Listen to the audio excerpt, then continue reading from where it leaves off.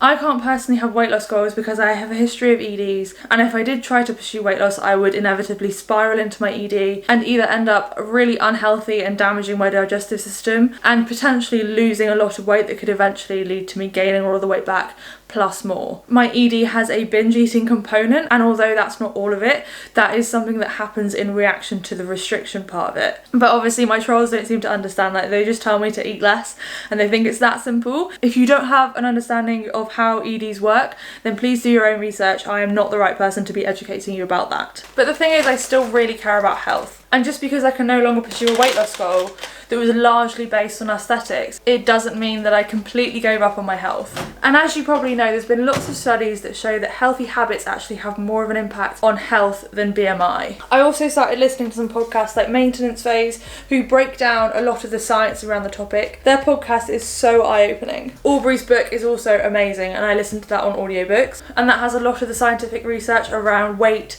and health and a lot of the stigma around it. I'll link that one down in the description if you want to buy it. I definitely recommend it. And a lot of other resources open my eyes to the fact that the diet culture machine often doesn't care about health. They're just trying to make you feel bad about yourself or sell you the next diet, like the carnivore diet, which is the new fad, or the paleo diet, which it used to be, or keto, or the cabbage soup diet, or whatever they want to give you this week. That's more to do with making money out of you than it is about the actual science and helping you and your health metrics. Most of it isn't actually backed by science, and they leave out a lot of the important stuff, like the high percentage of people that regain weight after weight loss, and I'm one of those statistics. I also started to see patterns that a lot of the fitness influencers, PTs, weight loss advisors out there have never been fat themselves, so they don't understand a lot of the intricacies and nuances that go into that experience, and they also don't understand the significant trauma that a lot of people have that are fat that could have caused the difficult relationship with food in the first place. They don't understand a lot of the socioeconomic factors, or basically any of the nuance surrounding why people gain weight in the first place and why that's so difficult to get out of. A lot of them think that they can educate people on weight loss because they lost 10 pounds to go on holiday, or they lost maybe 15 to 20 pounds in order to compete in a bodybuilding show, and then they put it back on again, or they did like a mini cut this one time and it made them look the way that they want to look, which is totally fine. That's their body and they're allowed to do what they want to do with it, but it doesn't mean that they have an understanding of the experience of larger bodied individuals that would maybe be looking at losing 60 to 100 pounds. Like me, I lost 100 pounds when I was losing weight, and that was a very unhealthy, very restrictive journey. There's something very different about losing that much weight, and you've got to have a very different life in order to get that big in the first place. There's lots of other factors that influence the fact that we even got there. For me, realising all of that, realising the lack of knowledge, compassion and understanding some people have for people in larger bodies, and also the bias within a lot of the stuff out there, and the lack of scientific backing to a lot of these random fad diets, has actually been really freeing, because it's made me realise that I don't have to listen to all of that,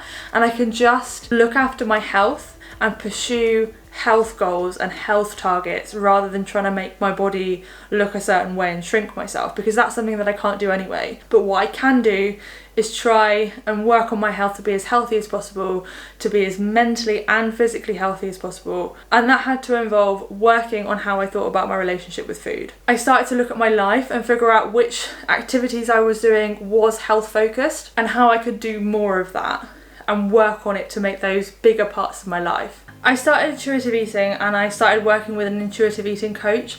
Initially I was super scared because I thought I would end up binging and spiraling into my ED in a different way. I had a load of fear foods, a load of foods that I was terrified of eating and terrified of having in the house, and the thought of bringing them into the house and just allowing myself to eat them intuitively was scary. What was really surprising is I was shocked about how much veg I crave.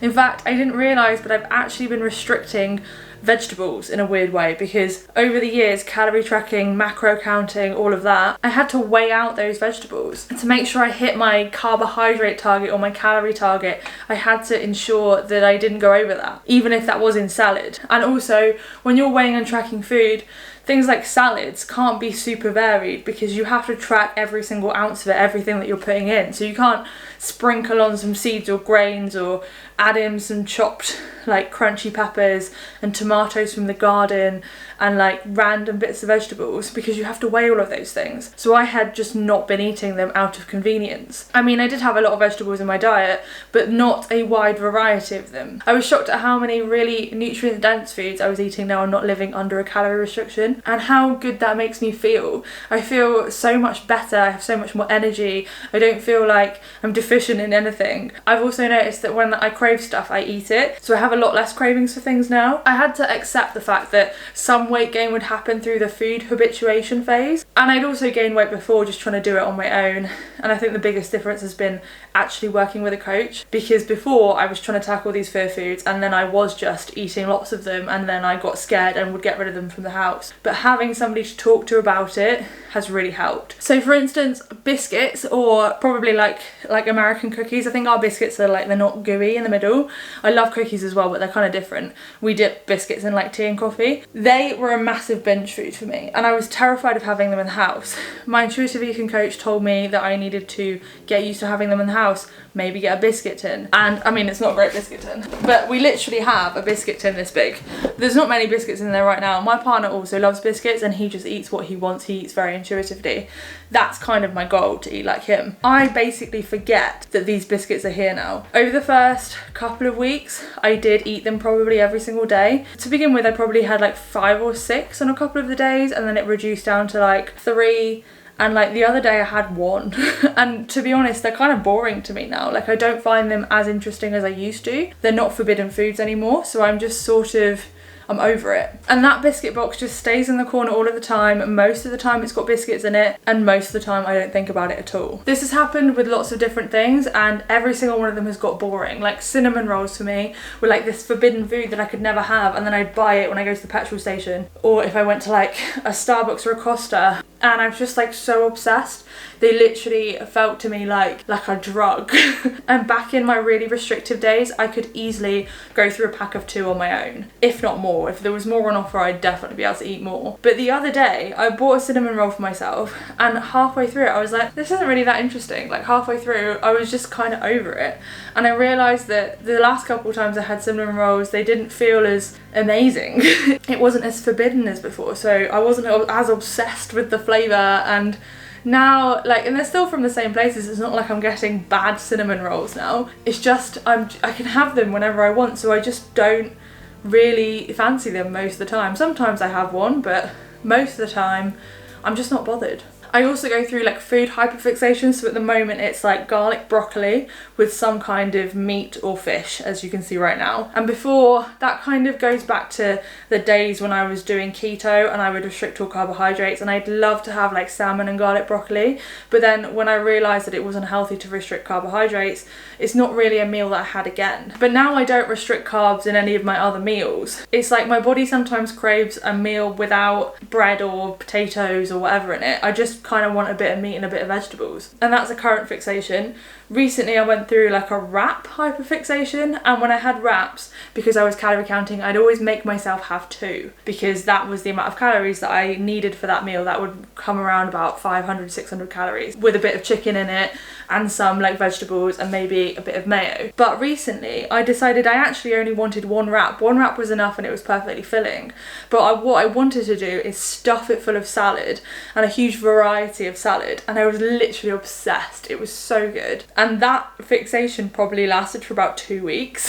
I also had a massive like salad fixation in the summer, and beans and pulses are more of a recent one. I actually started to go off eating meat. I felt like there's been so much pressure for me to eat X amount of protein in my diet for such a long time. My body just started to have an aversion to meat because I was eating meat in every single meal. And then I basically went vegetarian for a couple of days straight, where I just wasn't eating any meat at all. and then I would have a bit of fish but still not really any meat. I'd have some halloumi. With the prep kitchen meals I get, I was ordering some of the vegetarian versions that have like tofu or like a soy protein in them, and my body just felt really good doing that. And now I've realised that every single meal I don't have to have meat, and that fish options often make me feel really good, and sometimes having no meat at all makes me feel really good. And having beans and pulses feels amazing. I stopped myself from eating stuff like beans for years because I was worried about the carbohydrate content when you're tracking calories and macros. They're quite high in calories and carbs. But beans and pulses have some really essential nutrients in them, and I was really missing out on that. And recently I developed a bit of a fascination with bean stew. It's amazing. I've made like a huge batch of bean stew. There's loads in the freezer, so I've always got that as like a go-to option. And it's so nice, and it made me feel so incredible, so much energy, so full very quickly, even though I only had quite a small bowl. The food fixations come and go, and then I realise I can just eat those foods whenever I want now, and it becomes part of my regular routine, and that is awesome. I also eat when I'm hungry and stop when I'm full, which has been one of the biggest challenges for me. As a kid, I was part of the Clean Plate Club, and I had to finish all of my food. And also while I was calorie counting, I felt like I had to eat all of my food because I might be starving during the rest of the day, and also I'd already tracked it, so I had to finish that meal. And this led me to getting used to basically force feeding myself even when I was past fullness. I've basically never been able to just stop when I'm full, and I was so out of tune with my body, I didn't really even recognise the hunger signals. So it's been such a massive learning experience, learning how to stop eating when you're full and not when a number is telling you, or a portion size, is very difficult. And that also has led to some weight gain, which I knew it would. But now I finally feel like I'm in a place where I can eat until I'm like 70 to 80% full, like comfortably full, not over full. I will just stop eating, and then my dog normally gets it, to be honest. Or if it's enough food, then I'll put it back in the fridge for leftovers. And I eat when I'm hungry, so I don't stick to any food rules. And basically if I don't want to eat tea, then I don't have to eat tea. That's the evening meal, by the way, if you're not British. I've learned that my body will tell me when I'm actually hungry again, and if that means that I skip a meal because I'm not feeling hungry, maybe I had a really satiating meal beforehand or snack, then I just wait until I'm hungry again, and then I'm allowed to eat when I'm hungry again. And I think it's also to do with the fact that I'm not restricting anything else. Like I'm not eating like 5% fat foods or low fat cheeses. I'm just eating the stuff that I crave, and I find the higher fat foods are more filling. And also if I actually eat what I'm actually craving and not like a healthified or diety version, then the craving goes away, so I feel like I don't need as much. And there's like this kind of hunger that's sort of gone when I feel like I was like ravenously craving a certain type of food, and then I would give myself like a healthified option, but then I'd still be craving the food that I really wanted. Now I don't really have that anymore because I just eat the food that I want, and my body tells me when I'm full, and that's often far less than what I used to eat. For example, like a pizza. I don't really like pizza that much, which I've realised, but it used to be a big binge food. I could quite happily, he won't let me, but I could quite happily have one slice of my partner's pizza, and that would just like satisfy my pizza craving. But basically the other week I kind of wanted a slice of pizza. I didn't want a whole pizza for myself, and in the UK they don't sell pizza by the slice. So I got a pizza, and then I put the rest of it in the fridge and some of it in the freezer, and I just had it over the next couple of days. Like I had a slice of pizza here and there, and I've got some in the freezer if I want to reheat it. It's a bit unconventional, but that's just the way my body wants to do it. I didn't want a whole pizza, and I had nobody to share it with because my partner wanted one all to himself. I just find it so interesting that the foods that I seem to crave seem to be the healthy ones, and that my diet is so much healthier now than it was when I was tracking calories, just because my body literally knows what it needs. The wide range of nutrients you can get out of a varied healthy diet. Training is super important for my mental health, but there's been several occasions where it's become really unhealthy. So now my goals are actual health and not just trying to shrink my body and trying to mould myself into some aesthetic. It's really important that I don't see exercise as a punishment. This meant I had to reevaluate what I was doing and to see exercise as something to get me fit and strong and something that I enjoyed rather than something that was aesthetic focused. This led me to reduce the amount of days that I was doing CrossFit. I also had to be okay with reducing the intensity and be okay with getting worse at certain things. My health mattered more, and I needed to get out of that mindset that was pushing myself to the 100% every single day. I was so used to being a competitor, I forgot what it was like to train just like a normal person that just wanted to be a bit fit. And there are loads of different reasons why I knew I had to reduce my intensity. I didn't want to compete anymore. I kind of lost interest in it. I'd podiumed as many of the competitions down here as I wanted to, and I just wasn't having as much fun. It became more about proving myself than actually enjoying the process. And we also know in the next couple of years is that we definitely want kids. And struggling with amenorrhea in the past that could lead to infertility, and exercising to the point there's so much stress on my body that my menstrual cycle literally shut down. It was so important that I figured that out and learned how to train just normally so that my body could function normally and properly, because massively overtraining and putting so much stress on your body can actually lead to infertility, and you might be unable to conceive because your body is in such a stressed state. And also for like when I get pregnant, I wanted to learn how to scale everything down, how to do everything a bit less, and not just to train like a competitor 24/7, because that's all I was used to. I didn't know anything else. It was all or nothing. And as you know, if you get pregnant, you can't train all or nothing. You can't put in 100%. Your body is going to start telling you to slow down. So I needed to prepare for that. I'm a very prepared person, and I knew that if that's a journey that's going to happen within the next couple of years, I needed to recover my relationship with exercise, and I needed to make sure that it was for health, because you also can't change your body size when you're pregnant as well. That would be ridiculous. So now I'm training very differently. I do CrossFit a little bit less. I probably do 2 to 3 days a week of CrossFit. I do box fit. I did a box fit session last night actually. It was really good fun, and that is just for enjoyment and because I like punching things. And then I do a little bit of sea swimming. I also train with my partner, which is what I'm going to go and do today. We just do like functional training. We have a play around in the gym and see what we fancy doing. We don't stick to any particular programs because I'm not in a phase in my life where I'm trying to get better. I'm sure, and I can feel it already, in the next couple of years I'm going to be setting some goals, and I feel like they're going to be based around cardio. I feel like they're going to be based around doing a high rocks or some form of fitness based competition, or maybe even like a triathlon in the future. And yes, I will get on a program and I will train really hard and very specifically for that. Or I might train with a really big focus on trying to get my strict pull-ups to the biggest set that I can get them to, which is something that I would definitely like to do. But right now I'm just figuring out what my body wants, and the thing that I'm working on isn't performance based. It's just working out how to go with my body and listen to my body properly. I think that is also super valuable but really underrated in the fitness industry. I don't want to be doing this for the next year and then stop. I want to be doing this for the next 10 or 20 years. I want to be healthy and strong enough that my 80-year-old self can still go on really long walks, or maybe even lift weights. How mad would that be? I'm really happy right now being a recreational CrossFitter, and that doesn't mean it's going to be that way forever. And I know I will never go back to dieting. I'm never going to try and shrink my body again because it's so damaging for my health. And if my goal is health, that just doesn't make sense. I think we go through different phases of life with different goals, and right now this is just the phase that I'm in. And I don't think there's anything wrong with that. We don't have to drop our health goals because we're not focusing on performance anymore, or because we're not focusing on weight loss anymore. We can still have those health goals and still get all of the benefits, and that can look different for everybody.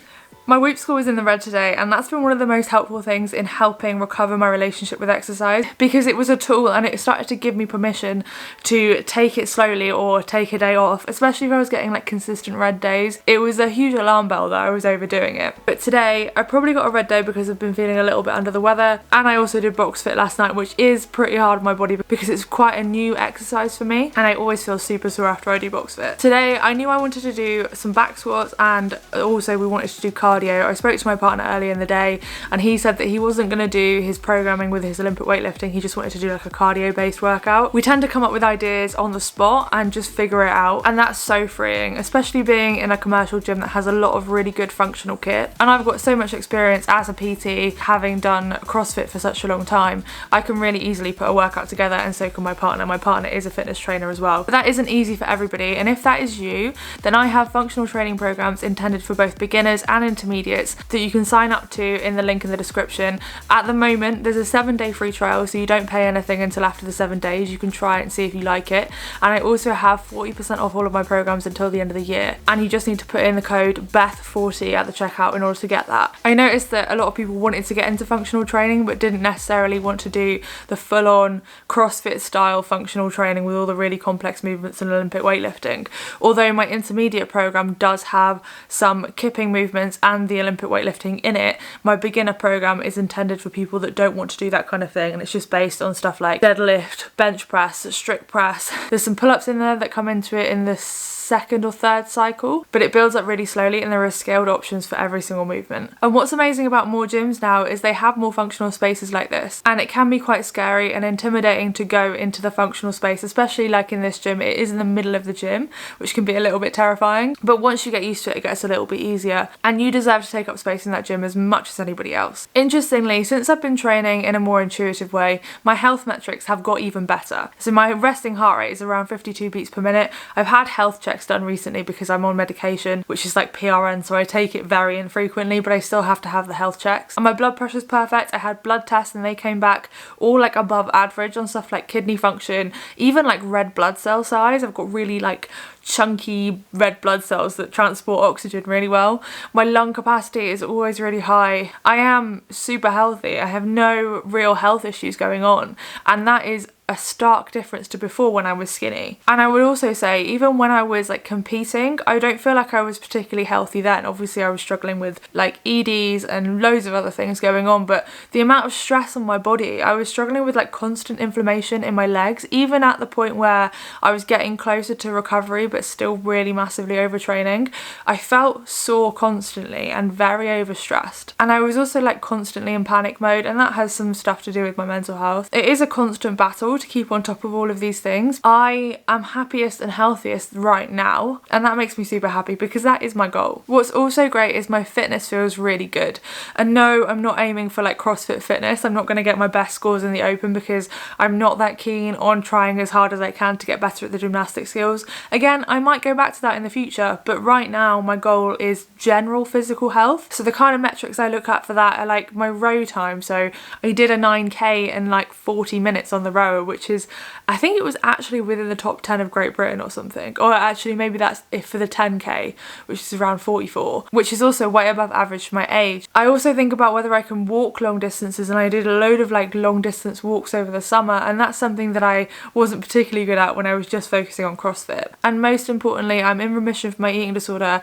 My brain isn't constantly filled with ideas of how I'm going to burn off food, what food I'm eating, or just this constant obsession around my body, what is going in my mouth and how I'm gonna burn it off again. I've got so much more like mental space. This whole journey has been amazing for me, and I'm going to continue on this journey of just trying to be healthy and making that my goal. Unfortunately, we still live in a world where a lot of people think they need to lose weight before they even start going to the gym, that they need to make their body look a certain way before they even start pursuing these healthy habits. And that holds people back from health even more. And it's something that I would really like to change. If you take one thing from this, and you're a person that is in a larger body like me, or maybe you're just new to exercise and you feel like your body might not fit the aesthetic of a gym environment, then please remember that no matter what your body looks like, you're allowed to take up space in the gym. You pay the same amount as everybody else. It doesn't matter how good they are or what they look like. You are allowed to take up space. You are allowed to pursue fitness goals. You don't have to have weight loss goals. You don't have to have the same kind of goals as other people. You can be there for whatever reason that is for you,